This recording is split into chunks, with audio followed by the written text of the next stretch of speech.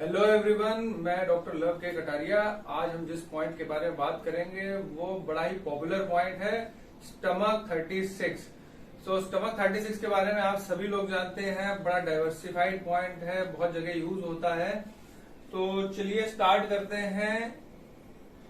इसका नाम है जूस एंड ली और इसका मतलब होता है कि ये किसी भी व्यक्ति को और 3 माइल ज्यादा ले जाएगा या ज्यादा चला देगा, तब भी जबकि वो एग्जॉस्टेड है। तो ये पॉइंट करने से क्या पावर मिलती है, ये नाम में ही पता लग रहा है। अब रही बात लोकेशन की, लोकेशन में बड़ी इजी है। ST35 का हम लोग ने ये पिछले वीडियो में डिस्कस किया था। तो उससे आप सिर्फ 3 चुन नीचे जाएंगे, 4 उंगली नीचे जाएंगे तो स्टमक 36 पॉइंट आ जाएगा। लोकेशन बहुत आराम से मिल जाएगा आपको। अब मेन है इसके इंडिकेशंस पे आते हैं। रिगार्डिंग इंडिकेशंस, देखिए ये एक कोट है कि by using stomach 36 all the diseases can be cured. तो देखिए इस पॉइंट का आप महत्व देखिए कि सिर्फ एक पॉइंट से पूरी बॉडी की कोई भी डिजीज को ट्रीट किया जा सकता है, इसलिए ये इतना इंपॉर्टेंट पॉइंट है और इसके बारे में आपको पूरी जानकारी होनी चाहिए। मा दा यांग करके एक चाइनीज क्लिनिशियन थे, उन्होंने 11 हेवनली स्टार पॉइंट्स दिए थे। तो ये बेसिकली उनमें से वन ऑफ दी एक जो है पॉइंट्स है। स्टमक 36 भी उसी हेवनली स्टार पॉइंट्स का एक पार्ट है। तो वो पॉइंट्स क्या थे कि ये सबसे ज्यादा इंपॉर्टेंट और सबसे ज्यादा डायनेमिक जो एक्यूपंक्चर पॉइंट्स थे, ये उनका ग्रुप है 11 हेवनली स्टार पॉइंट। तो सोचिए कितना इंपॉर्टेंट पॉइंट है ये। तो देखते हैं क्यों इतना डाइवर्सिफाइड पॉइंट है। तो पहला कारण है कि ये हीसी पॉइंट है और अर्थ पॉइंट ऑफ द स्टमक है। तो ये जो हीसी पॉइंट होता है, ये पॉइंट जिस चैनल पे भी होगा उस चैनल से रिलेटेड ऑर्गन के ऊपर ये पूरा इफेक्ट डालता है। और इस केस में स्टमक चैनल पे है, तो स्टमक से रिलेटेड जितना भी कोई प्रॉब्लम होगा उसमें ये बहुत जबरदस्त इफेक्ट देगा। हार्मोनाइजेस स्टमक। अब स्टमक की कोई भी कंडीशन है, चाहे वो कारण कुछ भी है, कोल्ड की वजह से, हीट की वजह से, एक्सेस डेफिशिएंसी की वजह से, स्टैग्नेशन या रिटेंशन ऑफ फूड, कारण कुछ भी हो, पॉइंट ए यूज किया जा सकता है। डेफिशिएंसी में इसका रोल ज्यादा अच्छा है, ना कि एक्सेस। एक्सेस में भी दे सकते हैं लेकिन डेफिशिएंसी के लिए ज्यादा पॉपुलर है। एक्सेस के लिए हमारे पास और बहुत से पॉइंट्स हैं। तो अब स्टमक की कोई भी प्रॉब्लम है तो उसमें देखिए स्टमक की चीज आनी चाहिए नीचे। या तो ची नीचे ना जाके रुक जाए तो उसको स्टैग्नेशन बोलेंगे। तो क्या क्या आएंगे, डिस्टेंशन हो जाएगा, पेन हो जाएगा, ठीक। और अगर ये रुकने के साथ अब फिर वापस रिबेल करने लगे तो nausea, vomiting, belching, poor appetite, indigestion जैसे अगर सिम्टम्स आ रहे हैं तो भी यूज कर सकते हैं। अब क्योंकि स्टमक को ये टोनिफाई कर रहा है तो ये साथ में स्प्लीन को भी बड़ा जबरदस्त टोनिफिकेशन इफेक्ट देता है। स्प्लीन और इंटेस्टाइन आपस में रिलेटेड है, तो इस पे भी बड़ा जबरदस्त इफेक्ट है। इंटेस्टाइन के जितने भी फंक्शंस हैं तो देख लेते हैं कि borborygmus, flatulence, diarrhoea, dysenteric disorders, undigested food in stool, inability to urinate. तो देखिए स्प्लीन और इंटेस्टाइन के फंक्शंस एक जैसे हैं। स्टमक भी टोनिफाई हो रहा है तो स्प्लीन भी टोनिफाई हो रहा है। तो ये डैम्पनेस वगैरह जैसे जितने भी सिम्टम्स हैं डाइजेस्टिव सिस्टम में, तो इन ऑल आप देख सकते हैं डाइजेस्टिव सिस्टम, डाइजेशन को ये पूरी तरीके से एक पॉइंट, अकेला पॉइंट सफिशिएंट है इफेक्ट करने के लिए। And that is why such an important point for all kind of digestive disorders. तो अगला जो फंक्शन है वो है, एक चीज रह गई कि इसमें जो इंटेस्टाइन में अगर कॉन्स्टिपेशन डेफिशिएंसी की वजह से हो रही है, स्पेशली इन दोज केसेस जो ओल्ड एज के पेशेंट हैं, उसमें डेफिशिएंसी ऑफ ची और ब्लड की वजह से जब कॉन्स्टिपेशन हो जाता है तो वहां पे बहुत अच्छा काम करता है। इसके अलावा अब्डोमिनल डिस्टेंशन पेन हम लोग ने देख ही लिया था।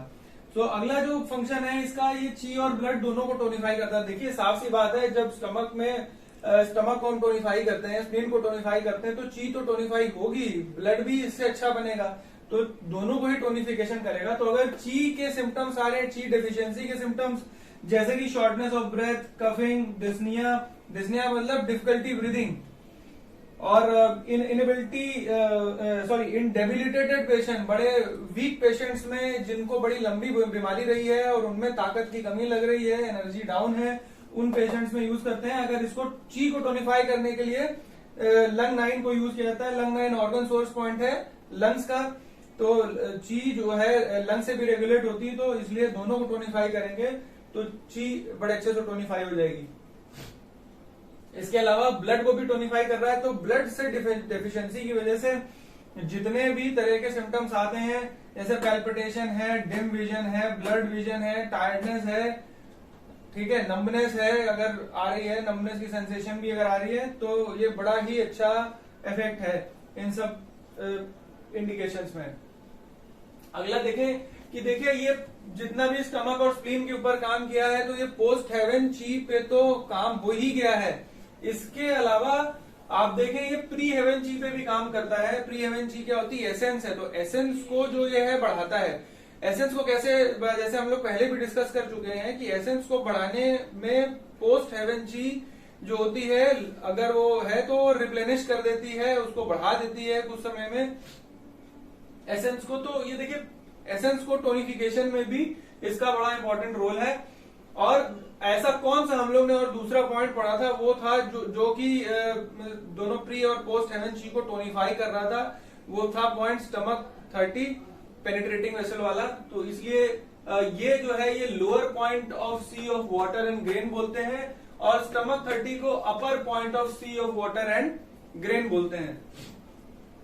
इसके अलावा ये बड़ा इंपॉर्टेंट रोल है इसका, ये जो 5 टैक्सेशंस होते हैं उसको ट्रीट करता है। ये टैक्सेशंस क्या होते हैं इसको समझते हैं। देखिए अगर आप बहुत ज्यादा आंखों का यूज करेंगे, जो कि आजकल सभी कर रहे हैं लैपटॉप पे और मोबाइल्स पे, तो ब्लड में दिक्कत आ जाएगी, उसमें वो इंजर करता है ब्लड को। अगर आप सारा दिन लेटे हुए हैं, पड़े हुए हैं, तो आपकी ची इंजरी हो जाएगी, ची में दिक्कत आ जाएगी। अगर आप सारा दिन बैठे हुए हैं, जो कि आईटी कंपनी वाले आजकल या ज्यादातर लोग अपना सिटिंग जॉब है, उसकी वजह से फ्लश में दिक्कत आ जाएगी। अगर सारा दिन खड़े हुए हैं जैसे ट्रैफिक पुलिस वाले, तो उनकी बोन्स में दिक्कत आ जाएगी। और अगर बहुत ज्यादा यूज कर रहे हैं वॉकिंग का, तो सिन्यूज में दिक्कत आएगी। इनसे रिलेटेड इस तरह के 5 टैक्सेशंस में इनको हम दे सकते हैं। इसके अलावा ये 7 इंजरीज को भी ट्रीट करता है। अब ये 7 इंजरीज क्या होती हैं वो भी देख लेते हैं डिटेल में। अगर आप ज्यादा खाएंगे, ओवर ईटिंग करेंगे, तो स्प्लीन पे इंजरी हो जाएगी, एंगर से लिवर पे हो जाएगी। अगर हेवी लिफ्टिंग कर रहे हैं तो किडनी पे हो जाएगी। पैथोजेनिक कोल्ड लंग्स को इफेक्ट कर देगा। वरी एंजाइटी हार्ट को इफेक्ट करती है। Wind, rain, cold, summer, heat, ये सब बॉडी को इंजर करते हैं। और अगर एक्सेसिव फियर है तो ये इमोशंस को डैमेज होगा। तो आप देखें ये जो 7 इंजरीज हैं, ये पूरी बॉडी पे ही आपके किसी ना किसी इंपॉर्टेंट ऑर्गन को इफेक्ट कर रही है, ऑलमोस्ट पूरी बॉडी पे इफेक्ट कर रही है। और देखिए ये अकेला पॉइंट ऐसा है जो ये 7 इंजरीज को ठीक कर सकता है, इसलिए पूरी बॉडी को इसमें बैलेंस करने की ताकत है। अगला जो पॉइंट है, अगला जो फंक्शन है वो है ब्राइटन द आईज। तो हम लोग ने पहले भी देखा था स्टमक 1 के फंक्शन में कि भाई जो प्राइमरी चैनल होता है डाइवर्जेंट चैनल है स्टमक का, और जो सिन्यू चैनल है वो आई तक सप्लाई करता है। इसलिए स्टमक 36 का बड़ा इंपॉर्टेंट रोल है, इतना पावरफुल पॉइंट है। तो आई से रिलेटेड जितने भी डेफिशिएंसी के कॉजेज होते हैं उसमें बड़ा अच्छा इनका रोल है। जैसे ब्लड विजन आ रहा है, या एज के साथ अगर किसी की आंखें वीक हो रही हैं, तो ये पॉइंट यूज किया जा सकता है। फंक्शन जो हम देखेंगे वो है कि ये स्पिरिट को काम करता है। अब स्पिरिट जो है वो हार्ट से रिलेटेड है, और जैसे कि हमने देखा कि स्टमक का डाइवर्जेंट चैनल जो है वो हार्ट से पास करता है। स्टमक का प्राइमरी चैनल जो है वो गवर्निंग वेसल से मीट करता है GV20 और GV24 पे, तो ब्रेन पे वहां पे कहीं ना कहीं इफेक्ट दे पा रहा है। और ये फ्लेगम को रिजॉल्व कर पाता है, बिकॉज ये स्प्लीन को टोनिफाई कर रहा है, तो फ्लेगम को तो ठीक कर ही देगा। तो अब ये तीनों अगर पॉइंट को अगर जोड़ें और इसका सिग्निफिकेंस जोड़ें, तो कहीं ना कहीं ये ब्रेन और माइंड को इन्फ्लुएंस कर पा रहा है। तो इसलिए ये मेनिया, डिप्रेशन, एंगर, फ्राइट और एजिटेशन जैसे सिम्टम्स, या और भी जितने भी साइको इमोशनल डिसऑर्डर्स हैं, उस केस में आप ये पॉइंट को अच्छे से यूज कर सकते हैं। इसके अलावा ये तो हो गई एक्सेस वाली कंडीशन। अब इसके अलावा क्योंकि ये ब्लड एनहेंसिंग प्रॉपर्टी होती है, इसलिए ये उस तरह के इमोशनल डिसऑर्डर जो कि हार्ट ब्लड डेफिशिएंसी की वजह से होते हैं। ओके, तो वो उस तरह के सिम्टम्स को भी ये ट्रीट कर लेता है। तो ये दोनों ही तरीके के सिम्टम्स को ट्रीट कर पा रहा है। अगला जो फंक्शन है वो है कि ये न्यूट्रिटिव और डिफेंसिव ची को टोनिफाई कर रहा है।